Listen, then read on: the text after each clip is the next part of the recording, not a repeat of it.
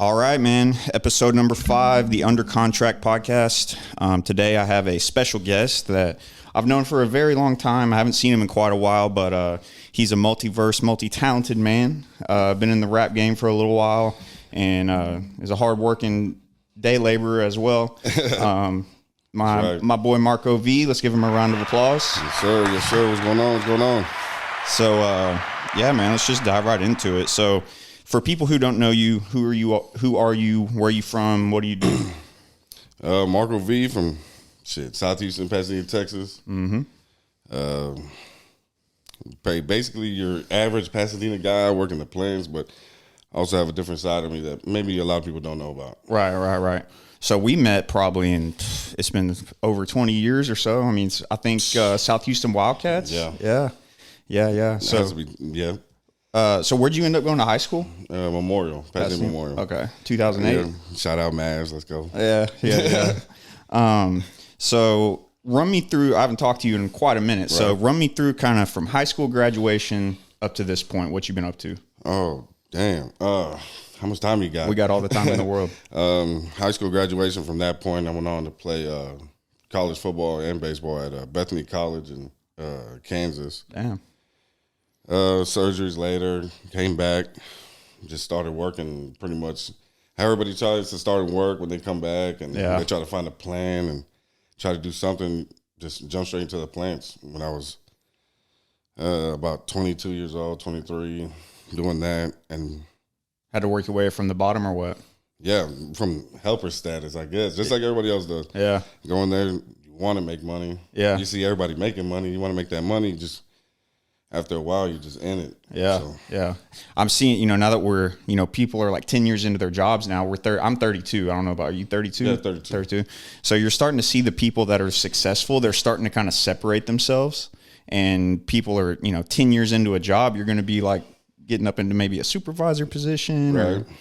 Right. And, when you first, any job, it doesn't matter if it's, you went to college to get the job, you want to be at the top as soon as possible. So, sometimes it works that way. Sometimes it doesn't. Sometimes you think you have the plan and you don't have the plan. So, yeah, that's no shit.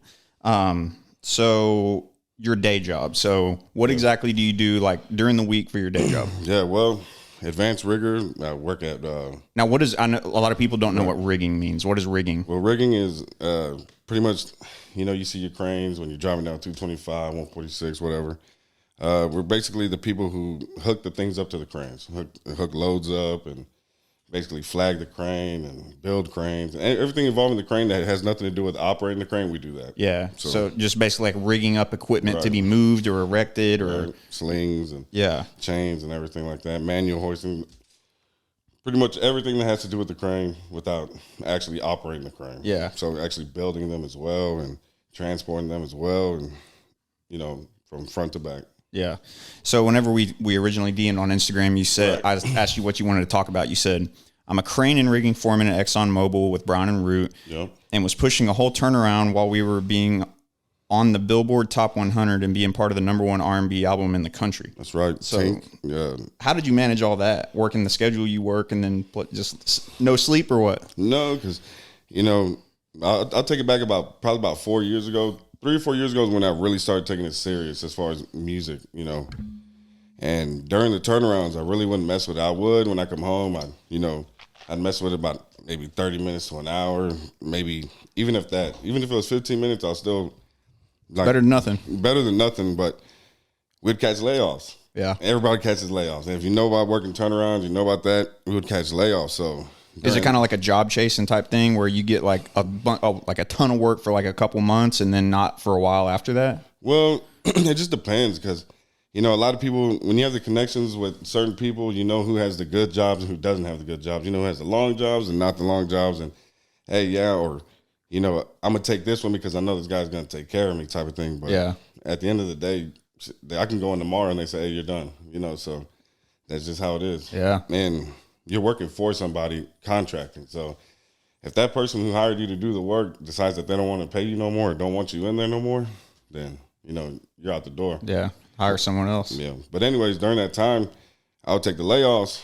I would just go and then I say the studio, but it's really just a laptop. You know, like, I was just in my room in a laptop just making beats. And I was like, you know, every time I would get laid off for those 2-3 weeks or whatever, something would happen. Something would happen big where I'd get a song placed, or I'd get in contact with somebody, or I actually to go into the studio with somebody where I was like, I didn't even want to go back to work because I saw this like flourishing as far as like, man, if I had another week off, this is what I could do. Yeah. Or I had another 2 weeks off, maybe this is what I can do. And at that time, I was like, man, I was hoping for the layoff so I can go to the studio more, but I was really wanting them 7/12. So. Yeah, I mean that's a huge gamble. Yeah. Like actually putting in your, I don't know what it is, it's like a 2 weeks or whatever, but you're gonna just go all in on the rap thing. It's like that's nerve wracking. Well, that's what I did. I knew we're about to get laid off in a week or two. Okay, well I keep the studios on standby. Hey, in about a week or two, I'm gonna need an hour this day. That same next day or whatever. In those 7 days where I was off, I was gonna try to go to the studio about 7 times. Once and try to do at least something. Connect with somebody, make a beat, take pictures, photos, whatever. Anything that we can be in there and like in their face, I was trying to do. Just something. Yeah. I think that's a lot more of what success actually is than people realize. Right. It's not about being like amazing for like little spurts and then just petering out. It's about it's a grind, bro. Right. It's a big grind, and a lot of people, you know, they want to come and, oh, yeah, I want to make music, or, you know, I want to sell houses. I want to do this. I want to sell merch. I have a clothing brand, or just whatever you're doing. You have to do a lot of shit for free. Oh, in the beginning, you have to do damn near everything for free. Yes. And that is somebody, you know, I'm paying my money to give you something for free so you give me the look. Yeah. You know, so it's kind of shitty how that works, but, you know, you got to do a lot of shit for free. If you're in business for yourself, I mean, that's just part of the game. Yeah. It's just like that's your skin in the game. Right. Is just, yeah, I mean, you know, every time I start working with a client, especially a buyer, there's no guarantee that I'm going to even get paid. Right. And I've had them where I did the best job I possibly could, got to the closing table and something happened and the deal blew up and that was it. Yeah. So, you know, I'm sorry. One of my buddies, he owns a Outlaw clothing brand. So he told me, man, he knew I was making beats at the very beginning and knew I was doing. And I was telling him, hey, man, I'm doing all this shit and I'm putting up a lot of money. You know, these studio sessions aren't cheap. And I'm lucky I'm lucky I have my job where they pay me really well. So it balances out. So when on my time off, I got pocket change. Hey, let me book the studio session. But everything I was doing in the studio, I'm talking about 3 hours out, 4 hours out of the day, I'm spending $400 on studio time. Every time you go in there, it's $400. $400, and on top of that, I'm giving those beats away for free. So you got to really love it. Yeah, I feel like the rap game and the clothing game are definitely two where you just have to give away merch to get your stuff out there. You have to, and you have to get it. You have to get your shirts on the right people, and you got to get your beats in the right hands. Yeah, so, you know. And there's a lot of people early on that helped me out. Like my boy Track Sounds, like probably one of the most genuine people in like Houston rap scene. Probably one of the most, you know, slept on guys. But he's worked with everybody, and he was just always been a genuine guy with me. And he really helped me out as far as like gaming me up on the ins and outs of even just beat making and business. Is that pretty rare in that game? Man, I bet there's a lot of fly by nights. Yeah, you always hear like, oh man, there's a lot of snakes in music, but it's not about snakes. It's a lot of selfish people that, you know, if you don't have a popping record out right now, nobody's going to even pay attention to you. You have to have the song right now. Yeah. You know, because I've seen it firsthand, and it was really new to me. You know, I put a song out, man, it falls on like really like deaf ears. And then when we did that stuff with Zero, man, my DMs blew up. And I'm like, man, like they really only care about you whenever you have something popping like that. So, and it's crazy how many like one hit wonders I see like in R&B and hip hop. Like you'll have a dude pop up with some banger, and then like you think like a year later, it's like whatever happened to that dude? No. Like that, and like just because you're doing good today doesn't mean that tomorrow they're gonna throw you the same bone. I don't think that they're when they do that. I really don't think they're working. They're not working because they get made a little money off that one. Yeah, because I tell a lot of people. If I pop off with something and somebody likes one of my beats, they can easily hit me up, and I got about 100 more I can give them. Yeah. So I'm always prepared. Yeah, so, you could just always, and if you have spare time, there's always something to do. You could always just keep making beats and. Right. Yeah. So, let's talk about Vaper. What Vaper it's an acronym, so it stands for what? It stands for Visual audio production, editing, recording. That's pretty much the whole, in a nutshell, what we do. So it all started from me just having a vision with the beats. At the very beginning, I was tired of making these beat packs and then sending them to the artists. And especially when you try to reach out and say, hey, man, can I get your email? Like, yeah, okay. They give you the email. They're not going to check it. Yeah. They're not going to check it. They get thousands and thousands of emails of beat packs, whatever. So what I did, I was like, let me see how I'm going to do it different. I didn't want to go and put a still picture up, on YouTube or Instagram or whatever. So I'm going to make a clip, and I'm going to edit the clip. And I'm going to put my beats on top of it, and I'm going to make sure that it's watchable, so people can actually watch it and hear it at the same time. Like, oh, man, this beat's hard, and the editing is hard, and it might be just something random. So I started making the clips. Man, I got some pretty good feedback from it. So I was like, okay. And I always had a vision for advertising and marketing and that's just with anything. There's advertisement and marketing everywhere you go when you step out the front door. So I was always intrigued on how this is the psychology of it. The psychology of this product. We're gonna market it this way, and we're gonna give it to this person. We're gonna target this demographic. Yeah. And sometimes it's sometimes it works, sometimes it doesn't. But back to that, I was like, man, I'm gonna go ahead and do it. And man, I started getting phone calls like, hey, man, can you put me together this and that and this? Like, how much you charge? And you didn't even know, right? I didn't have a price point. I didn't have nothing. I'm like, it got to the point where I was like, man, I got like 5 gigs lined up, and all I'm doing is I'm flipping Saved by the Bell and I'm putting a beat behind it. Yeah. That's what I did. I flipped Power Rangers, put a beat behind it, and then the one day when I did the Brian Cushion video, that was.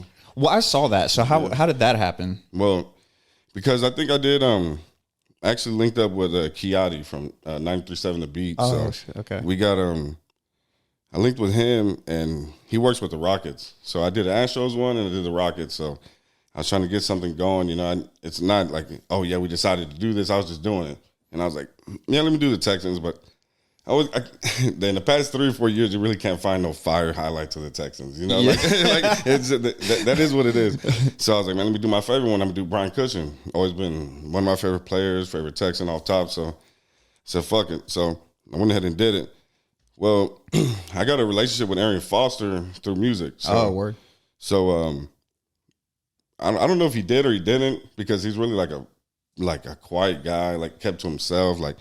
He'll go and record on your beats and not even tell you. So, damn. I sent it to him, and I told him, hey, man, if you can send this to Cushion, man, that'd be dope. I don't know if he did or not. But anyways, I sent it to him myself, and he actually responded. So, and then he posted on his story. Once he did it on his story, like, my notifications blew up, man. Like by the second. Yeah. And I was like, damn, man, it's like really beloved. And then, you get the comments, they're talking about the highlights, but they're also talking about the beat. So if you could get a hold of one of those Houston is such like an icon city. Like, right. We have like our Houston celebrities. Right. So if you could get in with one of those that's influential in the culture, I feel like that would be an excellent way to get your name out, especially in this area. Right. There's a few names that, just off top, JJ Watt, Jeff Bagwell, Altuve, Bregman. You get any of those guys, and they say anything about you or anything about the product, kudos to you, because you're about to get some looks. So yeah.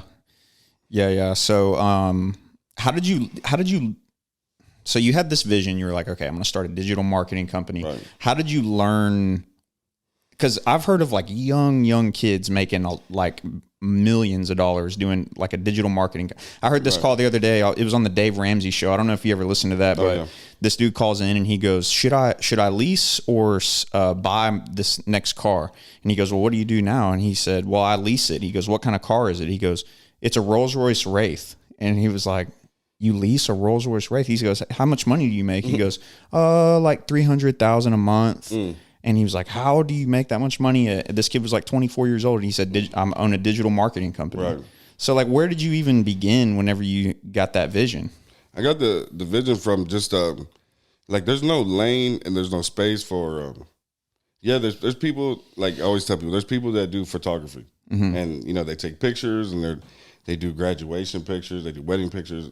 And then they got people that do video and they do the same thing, everything with video. And then you got producers who make beats.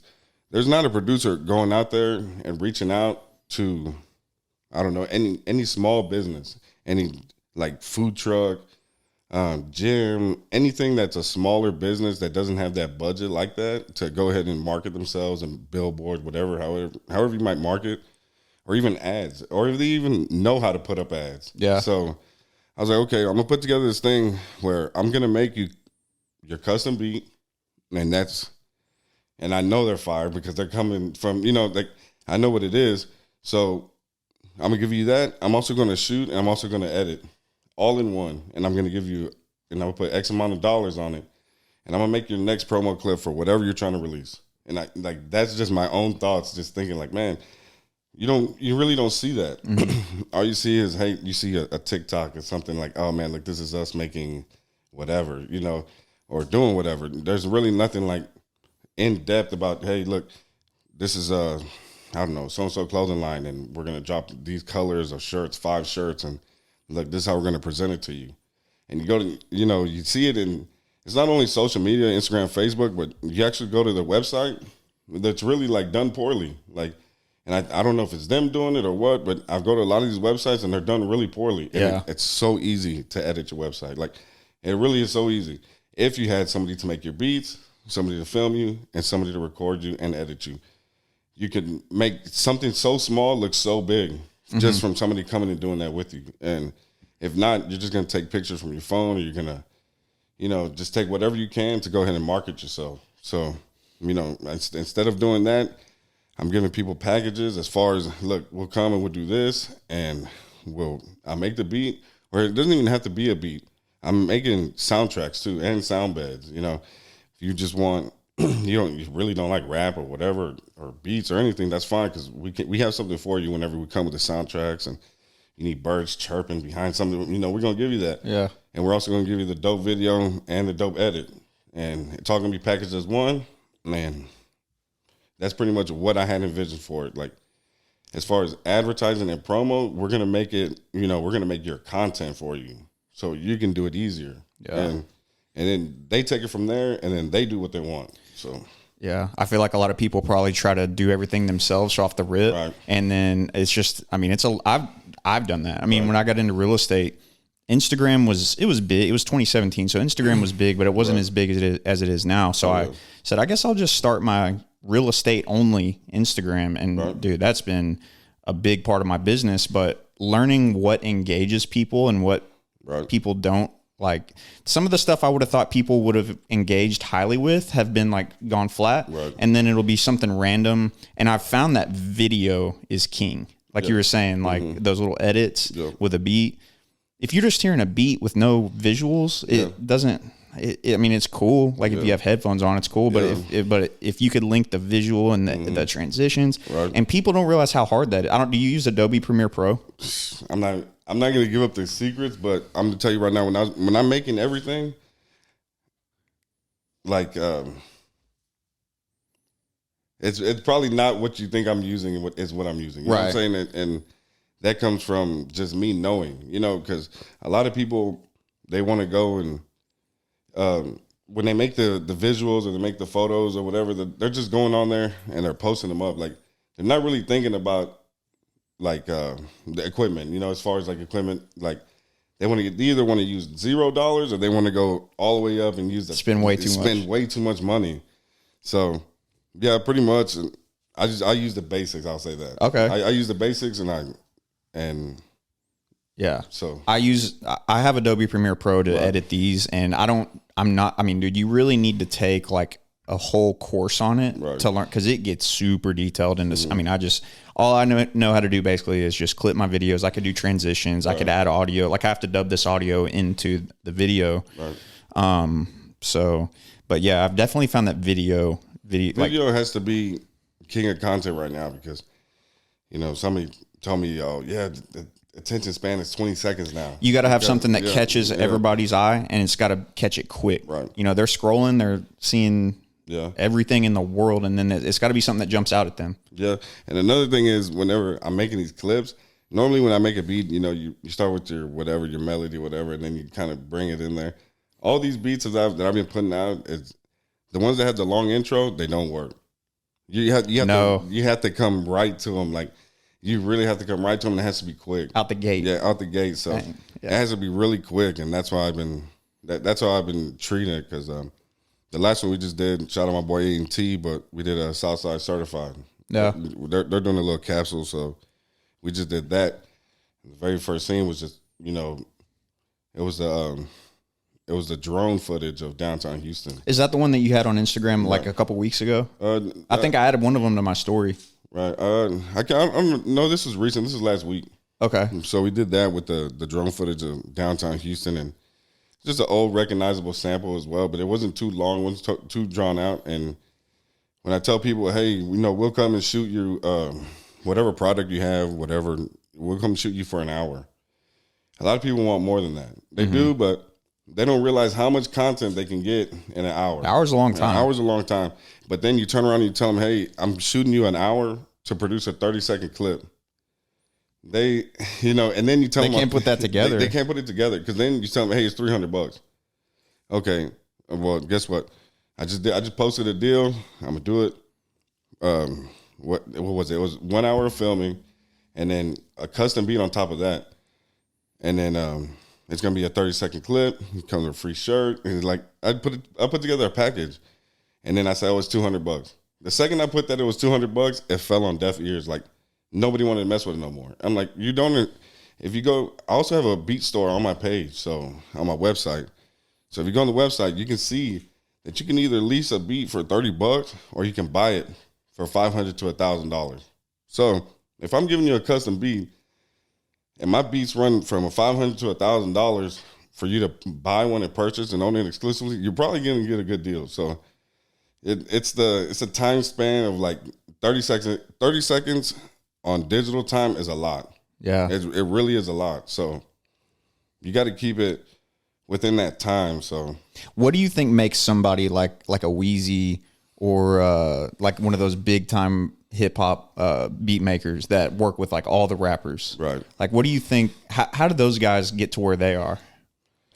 I mean, it's the ones that you know about, and it's the ones that you don't know about. So, yeah. A lot of people, they know the Metro Boomin name, and they know, Cardo, and they know all those people. But like the really successful ones are the ones that you do not hear about. You're like Mike Dean and those people. Like a lot of people don't even know what Mike Dean looks like. Never heard of him.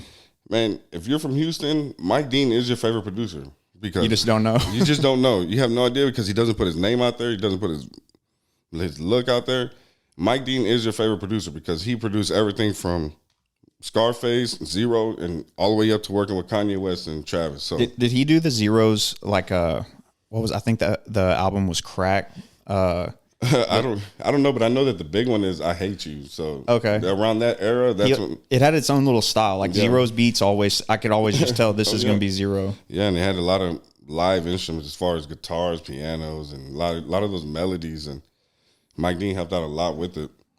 But as far as what separates people, like different producers from A to B, it's basically what you want or what you like. Yeah, and I feel like in that industry, it's probably real easy to get distracted, especially once you make it. Oh, yeah. And to keep it on that straight and narrow and stay away from, I mean, I'm sure they all party, but you're going to have to fit some drinking some water in there too. Oh, yeah. Especially you can't jump into producer life, I feel, and try to be a rapper, or try to be, because it won't work out. You could, but you'll probably burn yourself out. And the thing about being a producer is, a lot of people tell me, hey, you need to show your face. Like whenever I presented Vaper or even when I was making beats, they're like, you need to show your face. Like, I really don't want to show my face. I want to show my face as least possible as I can. Like, I don't want to be a face. I want to be a sound. Yes. I want to be a tag on a beat. Like, it took me the longest to try to figure out a tag. I think about changing my tag all the time. And, it's just, I don't want to be a thing, because a lot of these rappers, you start getting used to them, and then they start popping. Whatever they have that one hit single, they pop, and after that, you start seeing them everywhere. Mm-hmm. They're everywhere because that's just how it happens. So to be a producer, once you get your sound to pop, you can make 100 beats, and you can just whenever they call you and you get that one record, you got that 100 beats. Nobody ever get tired of your face or your voice. Mm-hmm. You're just giving out your sound. Make sure to keep your sound fresh. Make sure to always try different stuff. So whenever those beats do come out, it's not a face. Nobody has to look at you or listen to you. Or over time, people are going to get tired of a voice, and that's just how it goes. Like I could never tell you what like Metro Boomin looks like. Yeah, no idea. But I know what DJ Khaled looks like because he's screaming on every record. Yeah. Hey man, but hey, he's a beast too though. He's a marketing genius. Yeah, he's a marketing genius. He's a beast. Hey, one of the greatest beat pickers of all time, man. Like for real. Every high school song like in our era was DJ Khaled. Man, up until now, man, like we were just eating right now and we heard DJ Khaled and I was like, man, he's been making bangers for a while. And he's also been executive producing a lot of stuff. And honestly, whenever I first got in like music and I wanted to just executive produce. That was it. And it just turned into this. And you never know what it's going to turn out to. It's never what you expect. Right. Yeah. Like you were talking about the record that went on Billboard and everything. That actually opened up the door for me to get a publishing deal at that time. So I actually locked into a publishing deal where, we have a team of lawyers and they make sure I get every cent and dollar in every nook and cranny in the game. And that goes a long way as well. You have to be set up right as far as if you want to make some money. Yeah. Was that kind of like the equivalent of like a sports agent? Yeah, about a sports agent I would say that. Just somebody who finds your money, but they've been in the game for a little while, so they know kind of how to play and how to negotiate and what you should get paid and what you should and shouldn't have to do. Yeah, because there's a lot of money that is hidden that you probably wouldn't know about unless you had a lawyer or somebody really looking into it. And even if you do have somebody looking into it, it's just money just sitting there that is always unclaimed. That money goes unclaimed. It's not like somebody else is going to get rich off that money. So your money will stay your money as long as you hold a percentage and you can prove that. So yeah.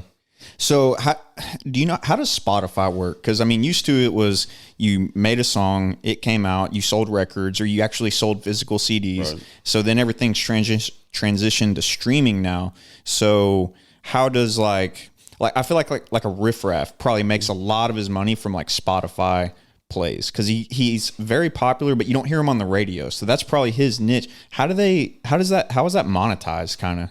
Well, the top.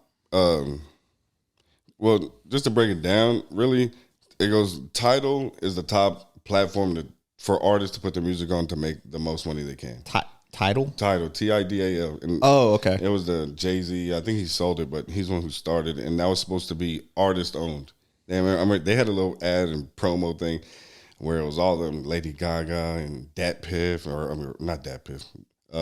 Punk or yeah. And they're all sitting at a table and it was all like, hey, we're all gonna go ahead and go in on this platform and we're all gonna get every cent we're owned. Obviously, it never works out like that. But Tidal's the top. I want to say maybe Spotify's the bottom. I really don't know, but YouTube's probably the bottom. But once you get to a certain threshold, you're making like a tenth of a penny. So it's every play is a tenth of a penny. Every play is a tenth of a penny. So up into a certain amount, like don't get me lying on like what it is, but let's just say you make a tenth of a penny, and then as soon as you hit 100,000 plays, you know it goes up a little bit more, a little bit more, a little bit more. Once you start rolling, they say, okay, this is legit, and they'll pay you a little more. And that's why pre-orders are so important, because that's a lump sum of money. You're putting your pre-order out there for $14.99 or $9.99, whatever you want to sell your album for. So whenever it comes out, you make sure that you're clocking in that money that you got from the pre-order, so you know. But also, when you buy a whole album, it also counts as streams for your individual streams. So does everything else. So that's how people are putting together packages to make their streams, go up and look a certain way. But you said somebody like Riff Raff, I would think that he probably makes most of his money touring. So yeah, but people do like they sound to Riff Raff. Like, hey, another marketing genius, yeah, bro. Real, A-Sound's on, man. He's hilarious. Yeah, he's hilarious. Yeah. So, what all artists have you worked with? You said Zero. Yeah, Zero. Zero probably somebody that I didn't think I was going to work with. If you would have told me like a couple years ago, oh, you're about to work with somebody from Houston, Zero would probably be the last person I would think so. But and you were in the studio with them? No, that actually happened during COVID. Like when it was like, hey man, we're just at the house. We're stuck. Yeah, like, hey, me and my boy Track Sounds, we always used to cook up either in person or through email. When he came, or we made a couple, and then he's like, hey, he sent me a screenshot, and it was him and Zero texting back and forth. He's like, hey, I got this, and this one, and it happened to be ours. I was pretty stoked because nothing was going on at the time. Yeah. Like, but it was also like a bad thing because, man, nobody's out. You can't go out. Everybody's scared to go everywhere. You got to wear a mask. And here I am sitting on Zero's new album with nobody to go outside to even listen to it. And I was like, man, it was a blessing and a curse, whatever you want to say. But I was like, damn, man, I really wish people were outside right now so they can jam my shit because I know they would. And it kind of affected it because he couldn't shoot videos. Yeah. So yeah, you couldn't. I didn't know what was going to happen because that was it was 2020, and it was the start of the new year's, the first quarter, and like January and February in real estate are typically my slowest months, just because just when it's cold outside, people don't want to go out looking at houses. They just want to get through the holidays, et cetera. When then the sun comes out, people start selling. But I remember I had no closings in January. I had no closings in February, which for me that's not good. Right. So March came along. I think I had 2 in March, but then COVID hit like full swing where it was like everything shut down. We didn't know what it was going to be yet. And I just thought like, bro, I'm done. Like this year's chalk. Yeah. But I think probably maybe a month into it, people started seeing others catch it and then recover, and then the fear kind of went down, and then the market absolutely exploded. Yeah, it was I remember insane. that. I remember them saying that, and I knew and that this goes with any business. I knew that once it was over, people were just dying to get out. They were just dying to spend money, dying to do whatever. So I knew whenever it was about to, like, and I knew I was like, damn, the bars downtown and the clubs downtown. Once this is over with, these people about to party like they never partied before. Well, Houston was pretty ahead of the curve as far as like, oh yeah, we have COVID restrictions, and you have to wear a mask until you get into the section, and then you can sit in the section and take your mask off. And we're still like people passing bottles around and stuff. That was bad, man. That was weird. It was a weird, strange little time, man. People were so confused, and you were trying to watch out for your elders and, parents, grandparents, and everybody. But at the same time, they said, little kids or whatever the facts were. I don't know. But nobody knew what was about to happen. Nobody knew what was about to happen. Nobody knew, like, what to do next. They didn't know what to do next. And I know that hurt a lot of business, too, because a lot of people lost their business. A lot of people. I feel so bad for, like, restaurant owners and stuff, man. They were doing everything. Hey, margaritas to go. Come pick them up and stuff like Jim that. Changas by the gallon. Right. So it's like they were just doing everything like that. People really had to get creative and like get in their bag, man, for real.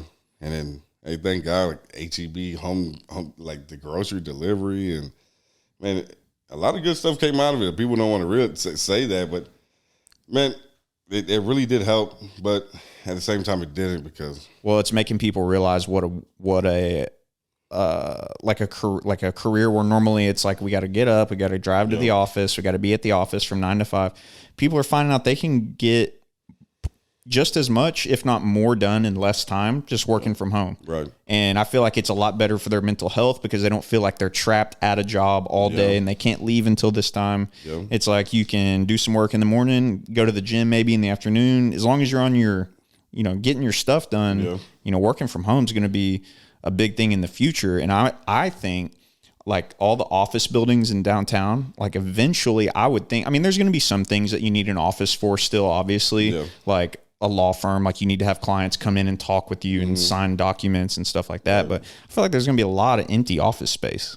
I wonder, and that is it's kind of like a pastime thing. A lot of the infrastructure of how everything is created is a pastime thing. Yes. A pastime thing, way of thinking. And I thought about that the other day because I forgot where I was, and I was picking up shirts, and the lady was like, hey, yeah, what do you do? Like, what is Vaper? And I was telling her, and she's like, do you have a business card? And I'm like, a business card? Like, no, I don't think we hand out business cards anymore because, and then it like, for one, nobody makes business cards no more. I do, but I make digital business cards, and I send them out whenever I DM or email, like, hey, here, this is my business card. Has all my information. Do you want to work? But at the same time, I'm thinking Nobody has asked somebody for a business card because nobody's done business face to face in a long time. I couldn't tell you one time where I got someone's business card and then hit them up later. Yeah, I know. They end up getting washed or whatever. Because what I'll do is I'll say, here, I do have cards. So I'll say, here's a card, but let me text you a picture of I have a picture of it. It's like the graphic, the whatever PDF of my card. Yep. I'll text it to you. You can save my number. Text me back. I'll have then you have the contact. Right. That's what matters, is getting the email or the phone number. Yep. And that works with beats as well too. Yeah, you need that email. If you're just talking back for, hey, I want to work, I want to do this. And if you ain't got the email, you really ain't got nothing. Mm-mm. So that's why going back to it, like you can either be face to face with somebody or you can be online. But if you're online, you better know how to come because you only got one time to do it. Yeah. If you want to get in contact with somebody, you want somebody to hear your beats, you want XYZ to happen, you better come like right. Because you know how many people are saying, hey, man, can I send you beats? And they're just putting one sentence in the DM. Nobody's going to read that. Yeah. You have to do something different. You have to think out of the box. And I hope people are, like, willing to be creative to get what they want because that's the only way. You have to willing to be creative to get what you want. And you got to be patient. Right. Very patient. I took so many L's, dog. Hey, I'm talking about L's on top of L's. Like what? Like as far as beats, man, as far as beats, live, like a whole bunch of shit. And like whenever we were doing, when I first got into doing turnarounds and I was working in the plants, like I was working, but I could always count on a layoff. I could always count on a layoff because it's the connections that you have at that time. So whenever, we'd hit a job, we get a good lick, and then I'd be like, okay, yeah, I know I'm about to hit this lick for about 3-4 weeks, 7/12s, all that, but I'm about to be off for a month because the work wasn't turning around like that. So the more that I got into it, the more I started making connections, about 5, 6, 7 years into it, I'm going on like year 12 now. So I would say up until about 6 years ago, I could always count on a layoff and be out for I don't know how long. So, I had to learn how to work my way through there at that time. So that was, just life and lessons. So now are you not getting as many layoffs? No, not really. I haven't, God bless, but So with oil being so high right now, how is it out there? I mean, are y'all getting a lot of work? Yeah, I guess, but that doesn't like directly mirror what we do out there. Uh-oh. So most of the time whenever we go out there and people are working, they're really maintaining the plant. So, instead of working turnarounds, it's called maintenance. Oh, okay. So okay. They're really out there maintaining the plant. So that never ends. That never ends. And a lot of these places, not naming no names, but they make money off of patching up the plant. So that's so scary, bro. I feel like there's so many like there's some tanks out there that if they went off, it would be bad news. They want to patch up the plant and they want to do it as cheap as possible. So, dude, it was probably almost a year ago now. I was in this house in League City, mm-hmm. and it's 2-3 o'clock in the morning, and I wake up and I don't know if you've ever changed your own oil in your car or your truck, mm-hmm. but that smell of burnt motor oil, really burnt, like gross motor oil. Yeah. Wake up and I have like a headache and I'm like, damn, what does that smell? It was a leak from a plant in Deer Park. I forget exactly what the leak was, but it was from a rail car and it made it from Deer Park all the way into my bedroom in League City. Yeah. And I was like, that is scary. That's strong, man. Like, a lot of that stuff out there ain't to play with, and it's dangerous. Working out there is dangerous. People don't realize. Very dangerous. Shout out to my pops, man. Like he's the one who really hooked me up and like really gamed me up. And you meet a lot of people who talk about him out there. He's like a little Baytown legend. Like he's been out there forever. So shout out to him. But it'd be scary to let my son go in there. Like I understand these moms, girlfriends, wives.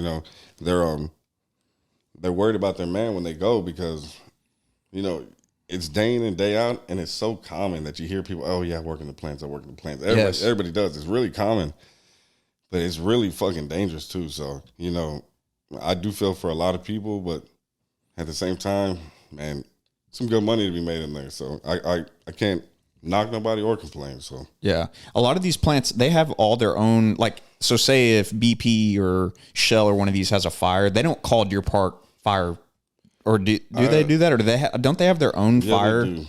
They do, but it's funny because you see the firefighters. Shout out to them because shout out first responders. Shout out first responders for sure, but at the same time, it's funny because they're volunteer. Mm-hmm. So you'll see a guy and he'll be, I don't know, welding, and he has the plant shirt on.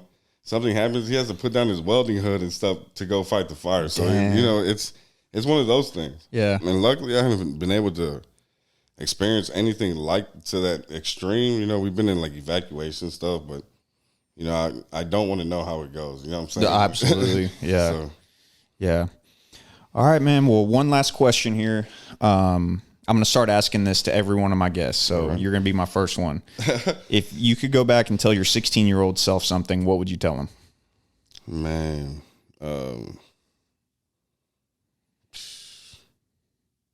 don't stop believing in yourself.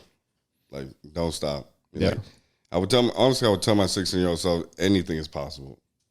Anything. Yeah. You don't learn that till you're older. Like when I was younger, I made the mistake of thinking like I was a certain thing and I was a certain way. But then you grow up and get your own perspectives and you learn things and you do something you never thought you could have done. Right. And then it's like, oh, if I could do that. Yeah. But you don't realize that until you do something that you thought was so far-fetched. Yes. And most of mine came from music.